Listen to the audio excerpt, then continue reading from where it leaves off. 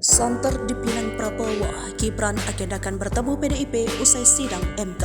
Publik menanti-nanti keterangan Gibran raka buming raka pasca putusan Mahkamah Konstitusi pada Senin 16 September 2023. Sayangnya, hingga satu hari pasca sidang putusan MK, putra sulung Presiden Joko Widodo masih ikut bicara. Seperti diketahui, putusan sidang MK membuat Gibran bisa ikut maju pada Pilpres 2024 nanti. Wali Kota Solo tersebut sudah lama diisukan bakal dipinang Prabowo Subianto untuk Pilpres 2024. Gibran mengaku akan bertemu pimpinan di PDIP untuk membahas langkah politik selanjutnya. Menurutnya, pertemuan itu akan diselenggarakan pada 18 Oktober 2023. Gibran menyebut terkait putusan MK, ia tidak bisa membuat keputusan seorang diri karena bukan kepentingan pribadi.